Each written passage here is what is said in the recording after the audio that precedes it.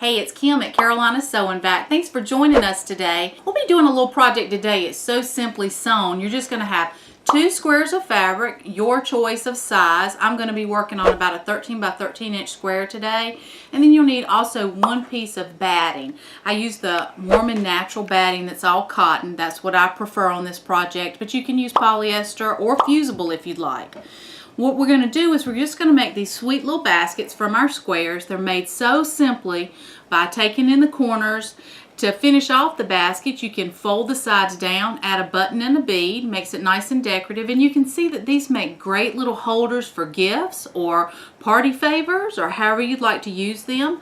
If you add some treats in there, it dresses it up. This one's done with Christmas fabrics that you can feel for Christmas time. And then at the end, I'm going to show you a way where you can make our cute cubes where you actually turn them into a small animal if you like that makes a great gift holder for a child or something just by adding buttons and one other seam. So let's get started today. What I've done is I have 2 pieces of cotton fabrics, 13-inch squares, right sides together. And then I have 1 piece of my Warm and Natural batting. Now we're going to go ahead and go to the machine and we're going to do a straight stitch all the way around, leaving us an opening.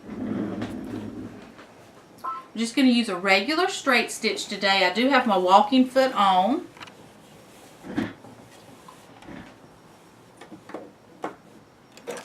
And at the beginning of my stitch, I will go ahead and back tack, and I'm going to leave a nice little opening for myself today. I have a regular stitch length of about a 2.5.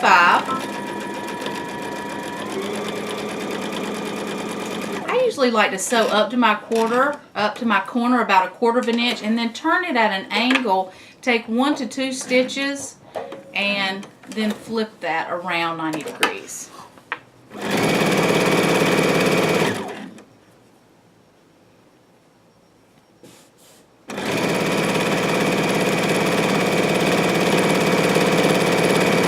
Approaching that corner again, so I'm gonna sew up to it, take my 1-2 stitches and turn. Now I don't like to spray baste or use pins for this, but if you do find that your fabric's wiggling a little, use your Wonder Clips to keep that fabric in place.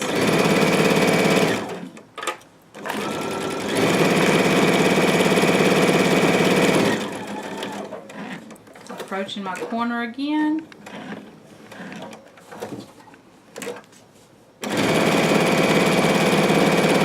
Down the side, stitching about, I like a fat 1/4 of an inch from the edge.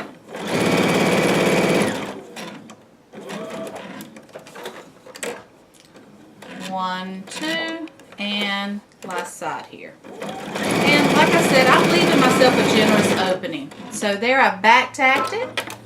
Let's come right over here to the cutting mat and see what we do next. I like to go ahead and clip these corner edges, and the way I clip mine is kind of like a V down into there, and that'll usually take out all that unwanted bulk.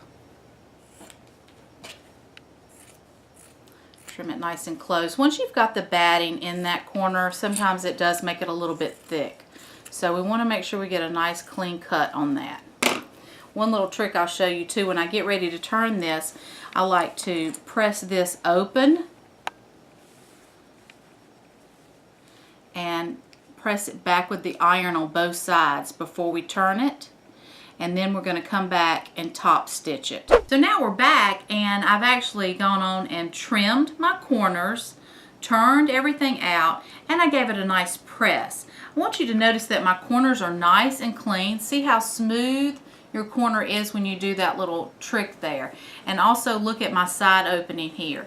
When I went to my iron, I just pressed these in, and then you can almost not even see that. So now we're going to go ahead and go to the machine, because for one thing, we want to be sure to close our opening up, but we want to get this nice and quilted pretty dense and heavy. If you'll do that, then your project will stand up nice and firm. So let's go ahead and go to the machine. I still have my walking foot on. And I'm going to just run a stitch along the edge here first to close my stitch up. Forgive me, I'm going to move my needle so that I can get my stitch in just the right spot here. There we go.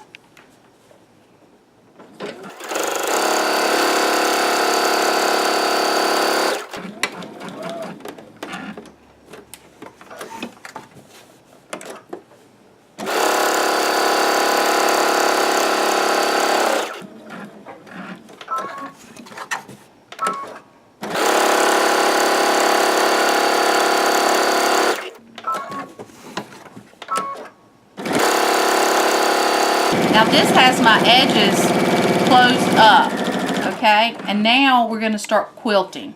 So all I'm going to do is start you off so you can see. Watch as we just quilt straight around. And I think I'm going to set something on my machine. It'll make it a little easier so that when I stop, it'll lift for us. If you have an automatic pivot on your machine, you'll want to set that now because it really does make it nice.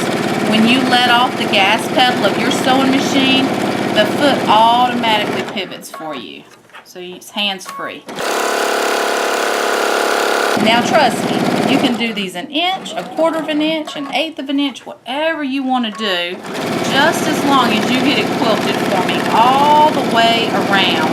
So as we begin to approach this next one, I'm backing off from it about a quarter of an inch and turning. And what I'm going to do is I'm going to go all the way around this, quilting it about a quarter of an inch to a half inch from one another till I get the whole thing done. Great job. Now that your quilting's done, what you're going to do is you need to choose which side of your box you want to be your outside. And once you do, you're going to go ahead and take and put those right sides together. I think I want this to be the outside of my box. So if I'm going to do that, then I'm going to fold edge to edge like this, okay? So that I'm coming over here. And what I'm going to do is I'm going to measure 2 inches this way and 2 inches this way. See what I have here? And now what I'm going to do is I'm just going to stitch right on that line. Now you'll need to draw a line, or I can put my blazer on mine and I can just shoot for this dot that I've put right here, okay? So that's what I'm going to do. And I am going to back tack on this project. So let's do that. And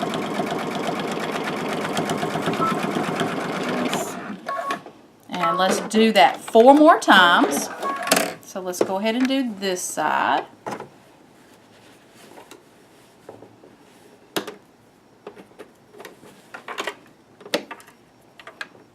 And then you'll want to take your ruler and draw a line across there.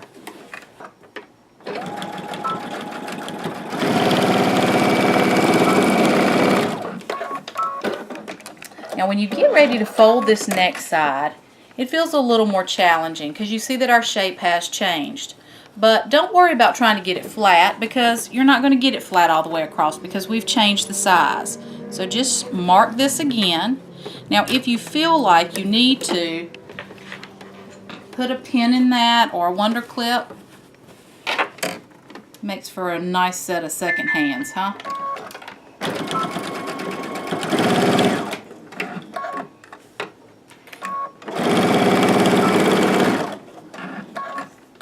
We've got our last one here. Again, 2 inches. Now, can this number change? I don't think I would make this number any smaller than 2, but you could certainly go larger. So let's say you marked all these at 2.5. Let's say you marked them at 3. Then guess what? The shape of your box and the size of it's going to be a little bit different from the one that I'm doing at 2. So as you change those dimensions, just keep that in mind.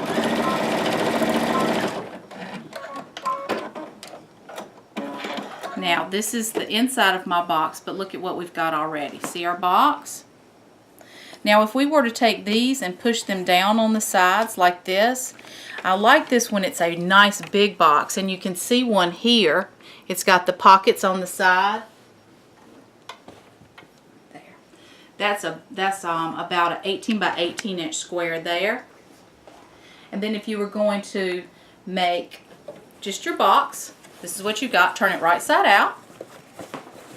I do a little bit of work usually on my iron, and I come back and I tack these down, and I usually put buttons on there to dress them up. If you have an embroidery machine, this is a great place to take peel and stick, hoop it, stick it down on your hoop, and put a nice monogram or an initial on there. You can put anything you want to. Can't you see this as a great little baby's gift? Stacked with all kinds of neat little baby needs now, and you can put the baby's birthday, the weight, the measurements, all that good stuff on there. You can just really get creative with these. They make great little gifts. Now, if you wanted to make a animal out of this, then what you would do is you take these two, we would place them right back out this way. You just pick a side, okay? And what you're going to do is set your machine for a zigzag stitch. And all you're going to do is zigzag right down this edge.